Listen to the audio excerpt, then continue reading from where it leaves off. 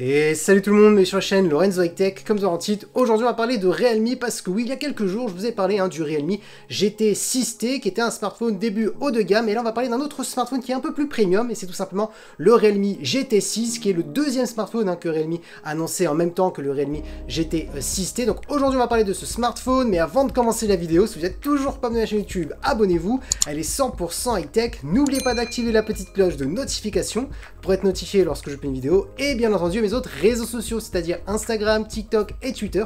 Tous les liens seront en bas dans la description. Du coup, commençons par le design de ce Realme GT 6. Alors personnellement, je le trouve plutôt joli. On voit tout de suite la touche à Realme. On reste vraiment dans les designs de Realme. Dites-moi tout de suite ce que vous en pensez en commentaire. On va tout de suite s'intéresser aux caractéristiques de l'écran. On a une diagonale de 6,78 pouces, donc on est sur un grand smartphone, accompagné par une définition Full HD+, un écran AMOLED et bien entendu un taux de rafraîchissement de 120 Hz. Mais là tout de suite où il faut s'arrêter, c'est la caractéristique de 120 Hz, parce qu'on n'est pas sur un 120 Hz classique, on est sur un 120 Hz qui s'adapte à vos contenus, parce qu'on est sur une dalle LTPO, et ça c'est vraiment un bon point par rapport au prix du smartphone. Je vous en parlerai bien entendu en fin de vidéo. Donc là ce qu'il faut vraiment retenir, c'est le Full HD+, l'AMOLED, le 120 Hz, et ensuite c'est pas fini, on a une luminosité qui peut monter jusqu'à 6000 nits. Alors attention, je vous dis souvent que c'est un peu du marketing quand ils annoncent des pics énormes, souvent vous les atteignez jamais, mais ça montre quand même que l'écran a quand même du coffre au niveau de la puissance en termes de luminosité. En général, on sera plutôt sur du 1600 nits. Après, Realme, bien entendu,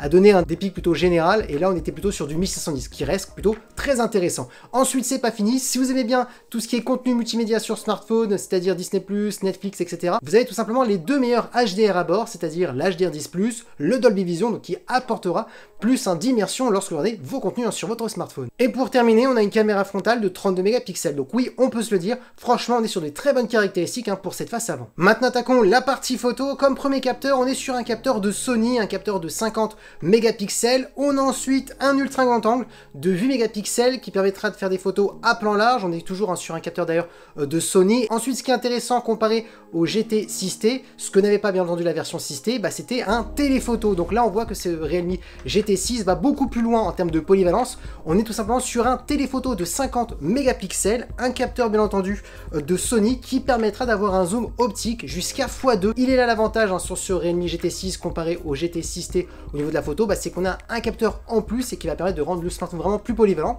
Et pour terminer, au niveau de la vidéo, on pourra filmer jusqu'en 4K en 30 images par seconde, et pareil, on pourra choisir si on veut du Dolby Vision ou pas. Et bien entendu, Realme a énormément expliqué qu'ils avaient retravaillé tout ce qui était traitement photo, tout ce qui était intelligence artificielle, qui va permettre d'améliorer vos photos, parce que le smartphone va détecter un petit peu les scènes, ce que vous prenez en photo pour optimiser les photos de jour comme de nuit d'ailleurs. Donc après, on va pas se le cacher, en 2024, l'IA va énormément s'imposer dans le milieu de la photo pour toutes les marques. Maintenant, attaquons les performances, et c'est souvent le point fort de Realme par rapport au prix des smartphones. On est souvent sur les meilleurs rapports qualité-prix. Donc du coup, on aura le choix entre 8 et 16 Go de RAM. Alors plutôt, ça va de 8 à 16 Go de RAM. Comme processeur, on aura tout simplement le Snapdragon 8S Gen 3, qui est tout simplement un très bon processeur haut de gamme, mais attention, il n'est pas plus performant que le Snapdragon 8 Gen 3 classique. Là, on est un peu sur une version light, mais qui reste extrêmement performante pour faire tourner tous les derniers jeux vidéo les plus gourmands, style Genshin Impact, Call of Duty Mobile, des applications gourmandes, et surtout, il ne faut pas oublier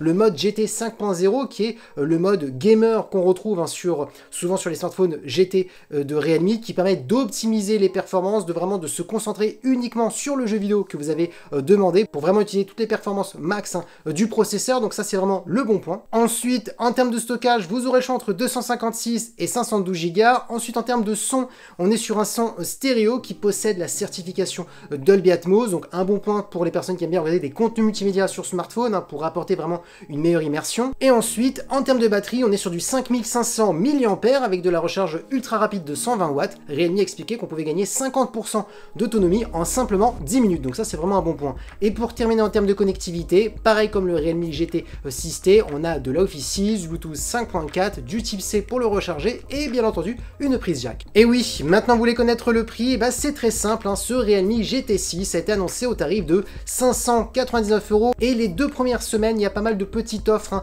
de promotion qui permettent de faire baisser le prix, donc c'est plutôt intéressant. Et le plus cher, bien entendu, on monte jusqu'à 799 €. Donc oui, on est entre 599 et 799 €. Est-il intéressant? La réponse est oui pour ma part, tout simplement parce qu'on est sur un excellent écran AMOLED Full HD+, une luminosité maximale qui peut monter jusqu'à 6000 nits. Alors même s'il y a du marketing, On reste en général sur un écran de 1600 nits, donc ce qui est très très bon. La partie photo, là maintenant, cette version 6, comparée au 6T de Realme, est plus polyvalente grâce au capteur de téléphoto qui permet d'avoir un zoom optique jusqu'à x2, chose qu'on n'avait pas la version 6T, donc ça c'est un bon point. Donc ça permet de régler la petite lacune qu'on pouvait avoir sur la version 6T. Le processeur est meilleur bien entendu comparé au 6T, donc là on est vraiment sur un processeur très haut de gamme. Certes, on n'est pas sur le 8 Gen 3 classique, mais on n'a pas besoin d'avoir le 8 Gen 3 classique pour faire tourner tous les derniers jeux vidéo, il faut se le dire, on va pas se le cacher, et surtout que Realme optimise énormément leur système pour les jeux vidéo, notamment avec le mode GT 5.0. Et ensuite on a de la recharge plutôt rapide, en 10 minutes on peut gagner 50% d'autonomie parce qu'on est sur du 120 watts, donc oui, on est vraiment sur un smartphone polyvalent. Est-ce que le prix est justifié? La réponse pour ma part est oui, et dites-moi d'ailleurs ce que vous en pensez en commentaire. Et voilà, la vidéo est terminée sur ce Realme GT 6, j'espère que la vidéo vous a plu. Si c'est le cas, n'oubliez pas le petit pouce like, de vous abonner sur cette chaîne YouTube et d'activer la petite cloche de notification pour être notifié lorsque je publie une vidéo, et bien entendu mes autres réseaux sociaux, c'est-à-dire Instagram, TikTok et Twitter. Tous les liens seront en bas dans la description, et maintenant je vous dis à très bientôt.